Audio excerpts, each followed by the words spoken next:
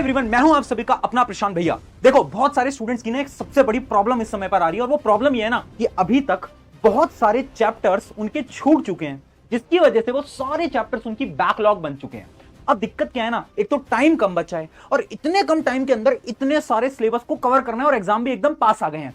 तो क्या ऐसा कोई तरीका है जिसकी मदद से कम समय के अंदर बहुत सारे सिलेबस को बेहतरीन तरीके से कवर किया जा सकता है? तो उसका आंसर है यस।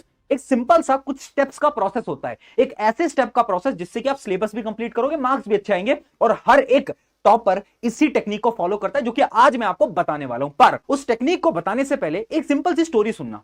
इमेजिन करो, आपके घर में आपका कोई छोटा भाई या छोटी बहन है, जिसको कि आप डेली बोलते हो कि यार तू ना पढ़ाई कर ले, तू ना मेहनत कर ले, क्योंकि अगर तूने 95% स्कोर कर दिया ना तो तुझे ना 2 लाख रुपए मिलने वाले हैं, है ना। इमेजिन करो, कोई इंसान आपके पास आता है और आपसे बोलता है अगर आपका ये जो छोटा भाई या छोटी बहन है, अगर ये अच्छे मार्क्स लेकर आएगा तो इसको 2 लाख रुपए से ज्यादा का इनाम मिलेगा। अब तुम क्या करोगे?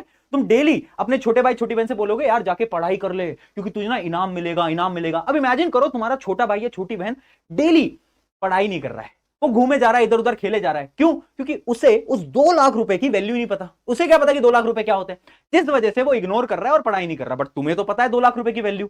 अब ये स्टोरी पता है मैंने आपको क्यों बताई? ये स्टोरी आपकी और मेरी है। मैं तुमसे हर रोज आकर बोल रहा हूं कि मेहनत कर लो यार, एफर्ट्स लगा लो यार, अपना बेस्ट लगा दो, क्योंकि आगे जो तुम्हें रिवॉर्ड मिलने वाला है ना, उसके बारे में तुम्हें भी नहीं पता, है ना। अभी क्या है ना, इन क्लासेस को हमने बहुत हल्के में ले रखा है, पर ये जो क्लासेस होती है ना, ये आगे का हमारा फ्यूचर डिसाइड करता है। और वो फ्यूचर कुछ 1-2 लाख रुपए नहीं है, वो फ्यूचर करोड़ों में हो सकता है तुम्हारा। स्टार्टिंग में क्या करना पड़ेगा? Find your problems. हमें हमारी सारी की सारी प्रॉब्लम्स को ढूंढना पड़ेगा। जैसे इमेजिन करो, तुम अभी तक क्यों नहीं पढ़ पाए, तुम्हारी ये बैकलॉग्स जो है वो क्यों रह गई, क्या है उसका आंसर? कुछ पॉइंटर्स होंगे ना, सोचो, दिमाग लगाओ, दिमाग लगाओ।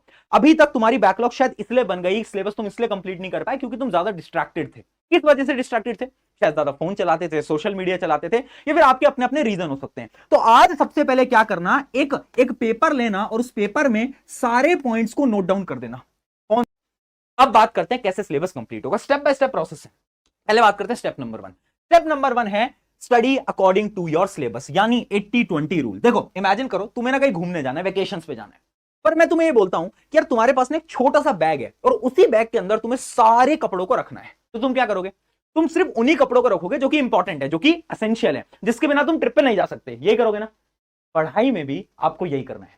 80-20 रूल ये कहता है कि हर पेपर के 20% सिलेबस में से 80% मार्क्स के क्वेश्चन आ रहे होते हैं। यानी आपका चाहे कोई भी सब्जेक्ट हो, चाहे साइंस हो, मैथ हो, हर एक चैप्टर के ना कुछ इंपॉर्टेंट टॉपिक्स होते हैं, उन्हीं में से सवाल आते हैं। अब तुम्हें क्या करना है? देखो, 2 टाइप के तुम्हारे टॉपिक्स होंगे। कैसे? एक तो वो जो कि तुम्हारी बैकलॉग्स हैं। इमेजिन करो वो चैप्टर्स जो कि तुम्हारे पीछे छूटे हुए हैं, और कुछ चैप्टर्स वो होंगे जो कि अभी के समय पर चल रहे होंगे, स्कूल के अंदर, कोचिंग के अंदर, ट्यूशन के अंदर। तो जो अभी के समय पर चल रहा है ना, उस पर तो तुम्हें एकदम फोकस लगाना है, एकदम डिटेल में पढ़ना है, जैसे कि तुम्हें स्कूल या कोचिंग या ट्यूशन के अंदर पढ़ा रहे हैं, है ना। पर ये जो बैकलॉग है ना, इनका पता है तुम्हें क्या करना है? इनमें तुम्हें लगाना है 80-20 रूल। यानी तुम्हें सब कुछ नहीं पढ़ना, तुम्हें कुछ ट्रिक्स निकालनी है। ट्रिक्स कैसे? सबसे पहले वीडियो लेक्चर देख लो, ठीक है, जाओ यूट्यूब पे सर्च करो और वीडियो लेक्चर देख लो। उसके बाद सिर्फ इंपॉर्टेंट क्वेश्चंस को सॉल्व करो। जरूरत नहीं है सारे क्वेश्चंस को सॉल्व करो, जरूरत नहीं है कि एनसीईआरटी पूरी की पूरी रीड करो, कोई जरूरत नहीं है, ठीक है। बैकलॉग्स में आपको स्मार्ट स्टडी करनी पड़ेगी। अगर ये इतना कर लेते हो ना, ये जो बैकलॉग की प्रॉब्लम है ना, ये आपकी खत्म हो जाएगी। मैं सच बता रहा हूं। Set daily targets. देखो यार, एक सिंपल सी मैं बात बोल रहा हूं, मैं ना बहुत सारे स्टूडेंट से बात करता हूं, और उसमें से 80% ज्यादा से स्टूडेंट्स को ना ये ही नहीं पता कि वो डेली कितने घंटे पढ़ाई करते हैं। कितने घंटे पढ़ाई से मेरा पता है क्या मतलब है? Self study. मुझे पता है तुम स्कूल जाते हो 6-7-8 घंटे, उसके बाद शायद तुम ट्यूशन या ऑनलाइन क्लासेस में जाते होगे 3-4 घंटे, मुझे पता है। बट तुम सेल्फ स्टडी कर रहे हो या नहीं कर रहे? तुम्हारे जो मार्क्स है ना, वो डिपेंड करते हैं तुम कितना सेल्फ स्टडी करते हो। होने जा रहे हो ना, उस टाइम पर अगले दिन के सारे टारगेट्स लिखित होने चाहिए, यानी उनको लिख कर रख लो। क्योंकि हो क्या रहा है ना, हमें यही नहीं पता कि अगले दिन हमें करना क्या है ना। जो मर्जी आता है वो उठा लेते हैं, कभी होमवर्क कर लेते हैं, कभी ये कर लेते हैं, कभी वो कर लेते हैं। अरे भाई, सेल्फ स्टडी के टाइम पर तुम्हें पढ़ाई करनी है, और तुम्हें पता होना चाहिए अगले दिन तुम्हें क्या पढ़ना है। मैं ये नहीं बोल रहा टाइम टेबल बनाओ, टाइम टेबल बनाना तो एकदम मूर्खता है, टाइम टेबल नहीं बनाना होता। तुम्हें बस डेली टारगेट्स पता होने चाहिए कि अगले दिन तुम्हें करना क्या है। ये था स्टेप नंबर 2। आगे बढ़ते हैं स्टेप नंबर 3 की तरफ, जो कि है कल कब पढ़ेंगे। Very important. देखो, हम क्या बोलते हैं खुद से, यार आज नहीं हो पाया, कल करेंगे, नहीं नहीं परसों करेंगे, नहीं नहीं परसों करेंगे। कल कब? कब करोगे? एग्जाम पास आ गया है, तुम्हें भी पता है, मुझे भी पता है ना। और अब वो कल वाला ना समय खत्म होता जा रहा है, कब करोगे यार? पता है ये कल वाली प्रॉब्लम क्या है? हम ना चीजों को ना टालते जाते हैं, और ये ह्यूमन नेचर है। अब इसका सोल्यूशन बताओ भैया। सिंपल सोल्यूशन है, डेडलाइन स्ट्रैटेजी। एक एग्जांपल से समझाता हूं। आपने कभी नोट करा है कि जैसे ही आपको समर वेकेशंस के अंदर ना कुछ प्रोजेक्ट्स मिलते हैं, होमवर्क मिलते हैं, और पूरी समर वेकेशन आप कुछ नहीं करते, ये आपको भी पता है, पर लास्ट में जाकर, एंड में जाकर, जब कुछ 5-7 दिन बचे होते हैं, उस समय पर तुम सारे होमवर्क को पूरे पूरे दिन लगकर खत्म कर लेते हो। क्यों? क्योंकि तुम्हें पता है कि तुम्हारे पास डेडलाइन है, तुम्हें पता है कुछ दिनों में तुम्हें उस होमवर्क को सबमिट करना है अपने टीचर को। तो जब हमारे पास डेडलाइन होती है ना, तो हम काम को बहुत तेजी से करते हैं। अब ये डेडलाइन तुम्हें डेली बनानी पड़ेगी। डेली अपनी डेडलाइन बनाओ। जैसे मैंने अभी तुम्हें बताया ना, डेली टारगेट्स बनाने। उन टारगेट से क्या होगा, तुम्हारे पास एक डेडलाइन होगी। डेली डेडलाइन बनाओ कि ठीक है, आज ना मुझे ये वाला जो चैप्टर है ये करना ही करना है, फिर चाहे कुछ हो जाए। इस चैप्टर के बिना तो मैं उठने नहीं वाला। आज डेडलाइन बनाओ, खुद के लिए बनाओ, है ना। और अगर खुद फॉलो नहीं कर पाते, अपने पेरेंट्स को बता दो कि मम्मी पापा, आज ना मैंने सोचा है कि मैं चैप्टर नंबर 1 पूरा पढ़ूंगा, जब तक मैं ना पढ़ूं मुझे उठने मत देना कमरे से। ऐसे करो। जब ये डेडलाइन बनेगी, ऑटोमेटिकली तुम देखोगे कैसे तुम सारे टारगेट्स को कंप्लीट करते हो, बहुत आसानी से आगे बढ़ते जाओगे। ये बहुत इंपॉर्टेंट स्ट्रेटेजी है। अब बढ़ते हैं पॉइंट नंबर 4 की तरफ, स्टेप नंबर 4 की तरफ, जो कि है डेली प्रोग्रेस। देखो, अपनी डेली प्रोग्रेस को ट्रैक जो नहीं करेगा ना, वो कभी भी आगे नहीं बढ़ पाएगा।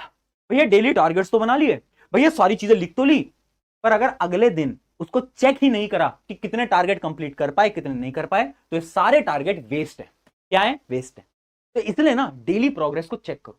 अच्छा, आज मैंने अपने 5 टारगेट लिखे थे, क्या मैं 5 कर पाया, कर पाई? अब देखो, 5 में से ना जरूरी नहीं है 5 कर पाओगे, कभी 4 करोगे, कभी 3 करोगे, कभी 2 करोगे, पर हार नहीं माननी ना यार, यही तो स्ट्रगल है। कभी 3 टारगेट होंगे, कोई बात नहीं, जो बचे हुए 2 टारगेट है वो आप कल पे डालेंगे, ठीक है ना। तो ऐसे हमें क्या है, अपने टारगेट्स को कंप्लीट करते हुए चलना है, बट डेली चेक करना है खुद को। अगर ये कर लिया ना, कुछ समय तक मैं सच बता रहा हूं, इस सिलेबस की प्रॉब्लम खत्म हो जाएगी एकदम। Over thinking.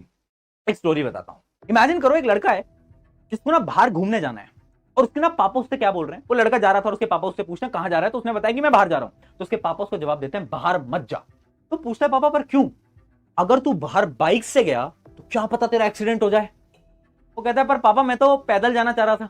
अच्छा, तू अगर पैदल गया तो क्या पता पैदल ही जा रहा है तू और तुझे कोई ट्रक आके एक्सीडेंट कर दे। तो अपने पापा को बोलने लगता है पापा ये क्या आप ओवर थिंकिंग, ये क्या सोच रहे हो आप? तुम्हें भी लग रहा है ना कि कितने अजीब से पेरेंट्स हैं यार, इतना कौन ओवर थिंक करता है। पर ये तुम खुद के साथ कर रहे हो हर रोज।